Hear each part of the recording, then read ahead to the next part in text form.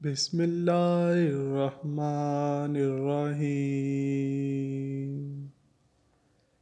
منقول ہے کہ قوم نوح علیہ السلام میں ایک بدبخت بوڑھا جس کا نام کسا تھا نے ایک دن اپنے بیٹے جادو کو اپنے پاس بلایا۔ اس نے بیٹے کو وصیت کی، دیکھو بیٹا، کبھی بھی نوح کی باتوں میں نہ آنا، بلکہ وہ جہاں نظر آئے اس کو اذیت پہنچانے میں کوئی کسر نہ چھوڑنا۔ یہ ہمارے آباء و اجداد اور ہمارے معبودوں کو برا بھلا کہتا ہے۔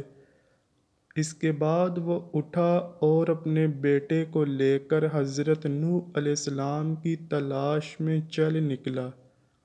اسے حضرت نوح علیہ السلام نظر آئے تو کہنے لگا، یہ ہے وہ شخص جس کے بارے میں تجھے نصیحت کر رہا تھا۔ یہ ساحر و کذاب ہے، اس کی باتوں میں آ کر اپنے مذہب کی تکذیب نہ کرنا اور نہ اپنے باپ دادا کے دین کو کبھی چھوڑنا۔ بدبخت بیٹے نے باپ کی باتیں سنی تو اسی وقت باپ کے ہاتھ سے اس کی لاٹھی پکڑی اور حضرت نوح علیہ السلام کے سر پر دے ماری، جس سے آپ کا سر مبارک پھٹ گیا اور خون بہنے لگا۔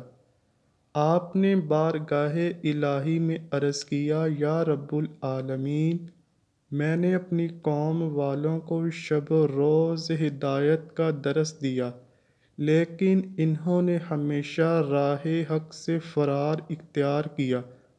پھر فرمایا، اے اللہ، اگر تو ان پر نظر رحمت فرماتا ہے تو انہیں ہدایت کا راستہ دکھا، یا مجھے ان بلاؤں پر صبر عطا فرما، کیونکہ اب طاقت صبر ختم ہو گئی ہے اور ان کی حرکتیں برداشت سے باہر ہو گئی ہیں۔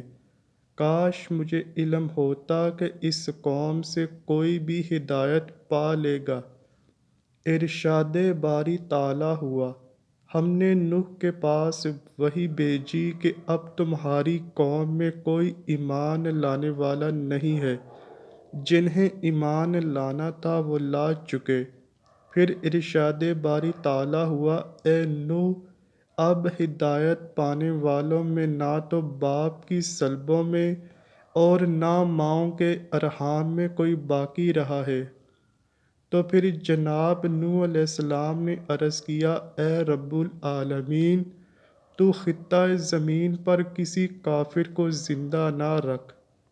حضرت نوح علیہ السلام کی یہ دعا قبول ہوئی اور عذاب کا حکم جاری ہو گیا۔ ناظرین، امام ابن کثیر علیہ رحمہ نقل کرتے ہیں کہ حضرت نوح علیہ السلام کی ولادت حضرت آدم علیہ السلام کی وفات کے 126 سال بعد ہوئی۔ آپ کا شمار اللہ تعالیٰ کے ان جلیل القدر انبیاء میں ہوتا ہے جن کا تذکرہ قرآن پاک میں فرمایا گیا، اور قرآن پاک کی 28 سورتوں میں آپ کا ذکر خیر فرمایا گیا۔ آپ نے پیغمبروں میں سے طویل عمر پائی، اس کے باوجود آپ کا کوئی دانت نہ گرا اور نہ کوئی بال سفید ہوا۔ عبادت و ریاضت کا یہ عالم تھا کہ دعوت تبلیغ و رشد و ہدایت کے باوجود ہر دن و رات میں 1000 رکعت ادا کرتے، اور آپ ہی کو اس سلسلے میں اولیت حاصل ہے کہ آپ کی بد دعا سے امت ہلاک ہوئی۔ باوجود اس کے کہ آپ کی قوم کے لوگ سخت اذیتیں دیتے، لیکن پھر بھی آپ ان کے ساتھ حسن سلوک فرماتے، یہاں تک کہ آپ ان کے گھروں میں جا جا کر تبلیغ فرماتے، جس کی وجہ سے لوگ آپ کو مجنون اور دیوانہ کہا کرتے تھے۔ منقول ہے کہ طوفان نوح علیہ السلام سے قبل قوم نے آپ کو اس قدر ایذائیں دینا شروع کر دی تھیں کہ وہ آپ کو اتنا مارتے کہ آپ کے اعضاء ٹوٹ جاتے۔ اور آپ شدت تکلیف سے بے ہوش ہو جاتے۔ وہ آپ کو اٹھاتے، کمبل میں لپیٹتے اور اس خیال سے گھر پھینک جاتے کہ اب مر جائیں گے۔ کئی بار ایسا ہوتا کہ گھر میں پھینک کر اوپر پتھر بھی ڈال جاتے۔ رات کو جبرائیل علیہ السلام آ کر پتھر اٹھا کر پھینکتے اور آپ کو وہاں سے نکالتے۔ اپنے پروں کو زخموں پر ملتے، جس سے زخم فوراً ٹھیک ہو جاتے۔ اگلا دن ہوتا تو آپ پھر قوم کو گمراہی سے نکالنے کے لیے نکل پڑتے۔ تاریخ طبری میں ہے کہ حضرت ابن عباس رضی اللہ تعالیٰ عنہ سے ایک روایت مروی ہے کہ اللہ تعالیٰ نے 480 سال کی عمر میں حضرت نوح علیہ السلام کو نبوت عطا فرما دی۔ 120 سال آپ نے لوگوں کو اللہ کے دین کی طرف بلایا، لیکن قوم نے کسی بات کو بھی ماننے سے انکار کر دیا۔ پھر اللہ تعالیٰ نے آپ کو کشتی بنانے کا حکم دیا، اور جب آپ کشتی بنا کر اس میں سوار ہوئے، اس وقت آپ کی عمر مبارک 600 سال تھی۔ پھر عذاب نازل ہوا اور تمام سرکش و نافرمان پانی کے عذاب میں غرق ہو گئے۔ حضرت ابن عباس رضی اللہ تعالیٰ عنہ فرماتے ہیں کہ حضرت نوح علیہ السلام نے کشتی کے بعد 350 سال مزید زندگی گزاری۔ حضرت کعب احبار رضی اللہ تعالیٰ عنہ فرماتے ہیں کہ جب حضرت نوح علیہ السلام کی وفات کا وقت قریب آیا تو آپ ایک پہاڑ پر سیر فرما رہے تھے۔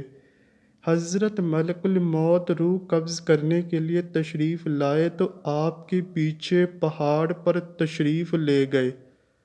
جب ملک الموت کا سامنا حضرت نوح علیہ السلام سے ہوا تو عرض کی، موت کا وقت ہو چکا ہے۔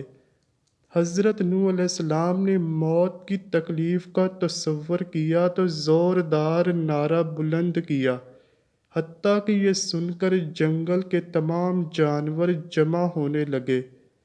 پھر آپ نے ملک الموت سے برائے تعلیم امت فرمایا، مجھے اتنی مہلت دی جائے کہ میں اپنے گھر والوں سے رخصت ہو لوں۔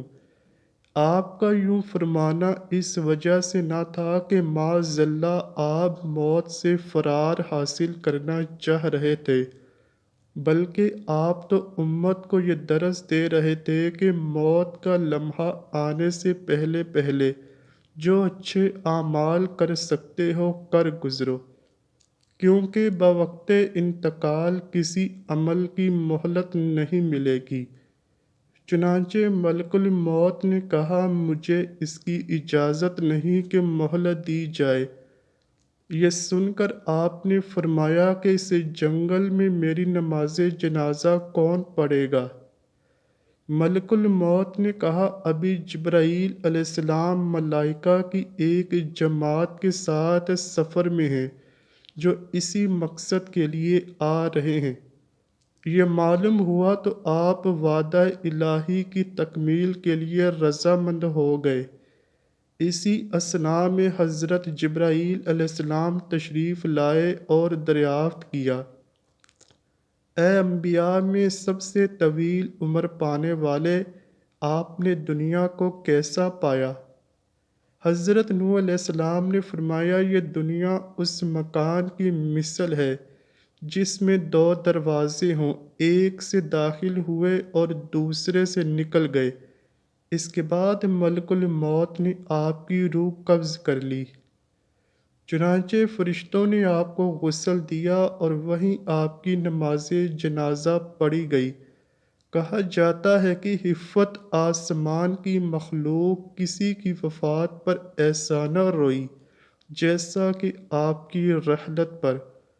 دعا ہے اللہ کریم آپ کی مرکت پر کروڑوں رحمتوں کا نزول فرمائے اور آپ کے ذکر خیر کی بدولت ہماری بے حساب مغفرت فرمائے، آمین یا رب العالمین۔ امید کرتا ہوں کہ آپ کو ویڈیو ضرور پسند آئی ہوگی۔ اگر ویڈیو پسند آئی ہے تو ویڈیو کو لائک کیجیے، شیئر کیجیے اور چینل کو لازمی سبسکرائب کیجیے۔ کمنٹ سیکشن میں اپنی رائے کا اظہار بھی ضرور کیجیے گا۔